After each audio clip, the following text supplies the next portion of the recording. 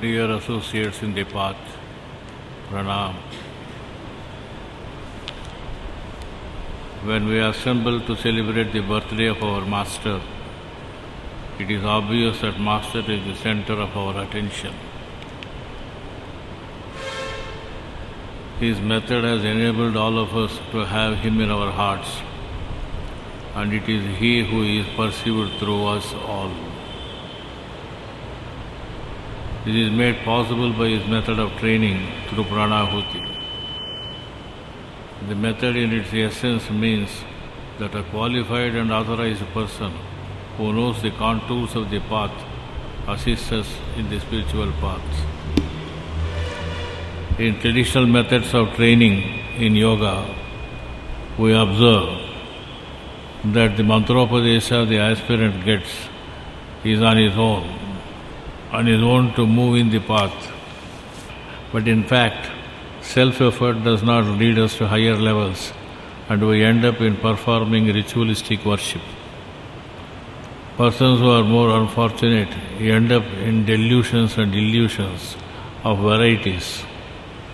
It should be borne in mind that we should never enter our soul journey unescorted, not because we will lose our way. We need an escort because this journey changes how we perceive our world, how we understand ourselves, how we view our own boundary when it comes to love, fear, forgiveness, compassion, and even the size and shape of our reality. We will require at some point a person with whom we can share what it feels like to have familiar illusions evaporate, replaced by sharper drives and instincts. Some days during meditations and in general, everything presents as a crisis, and on other days we observe it all to be sheer joy and pure ecstasy. In our system, our beloved Master asserts that the teacher takes out the hurdles in the progress of the seeker and side by side imparts the divine effulgence in him. Thus, with such a support, we find in the path a spiritual trainer is an escort on this profound journey into the fearless, mystical domain of our soul. Our spiritual journey progresses from the initial stages of examining who we are through our experiences and personal history to exploring the spiritual possibilities of all that can become in our lifetime. All that we can become in our lifetime.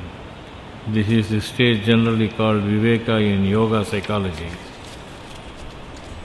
We, the content of all we are and all we can be, is the direction we go on in our spiritual path. This is the stage of Atma Jnana. One of the most beautiful ways to understand the essence of spiritual training is that we enter into a dialogue with the intent of letting our spirit reveal to us the story we are living, that is our life. No one is born knowing who they are or what they are meant to be in every moment of their lives. What we are meant to do is to search. We must each find our way and along the way discover who we are, what we believe, what we value, what holds meaning for us and what does not, how to love and whom to love not. We are our own mystery.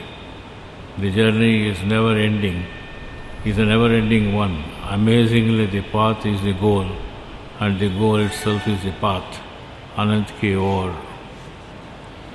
Every single experience in life, indeed every moment, is filled with some way to learn yet one more thing about ourselves, to see who we are and how we act or react to the world around us just a bit more clearly.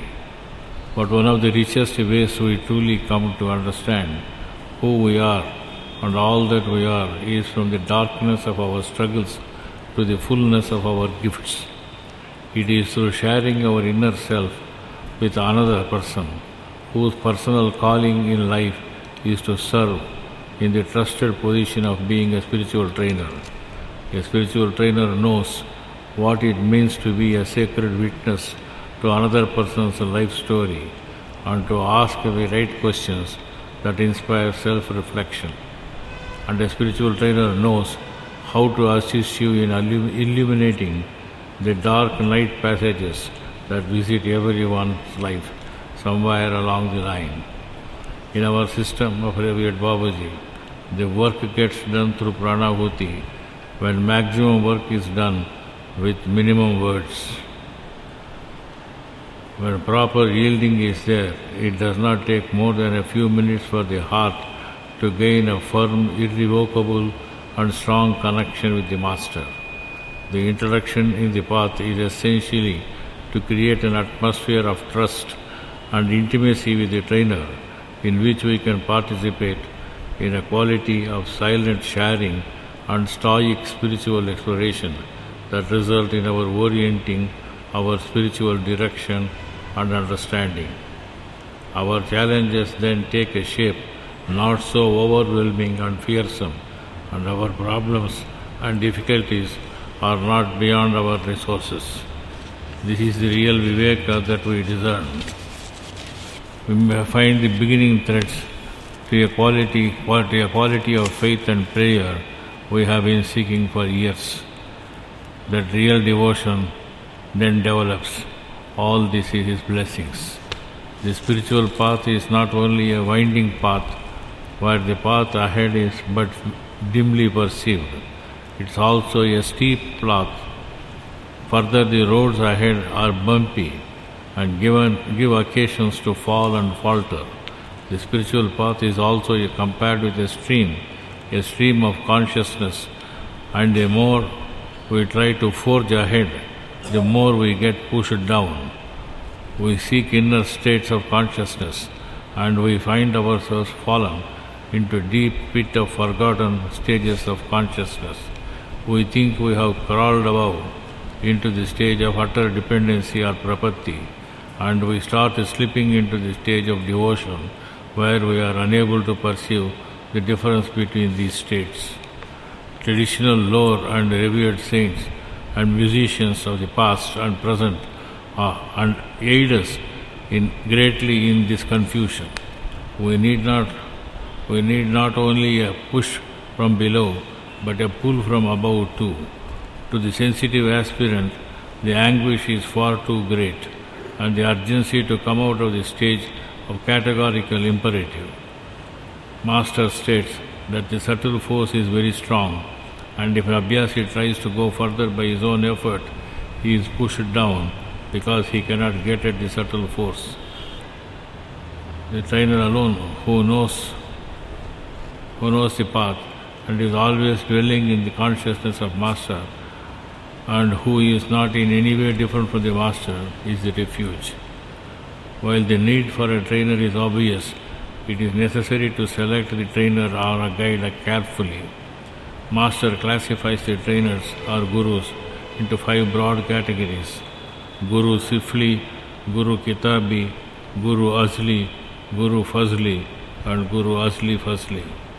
Therefore, in our selection of a trainer or guide or guru, we have to be very cautious and very highly careful lest we are fooled to the core. We have had occasions to discuss in depth about these gurus, and I do not wish to stand between you and the Master, whose precious presence alone matters in our pious and undisturbed attention. Pranam.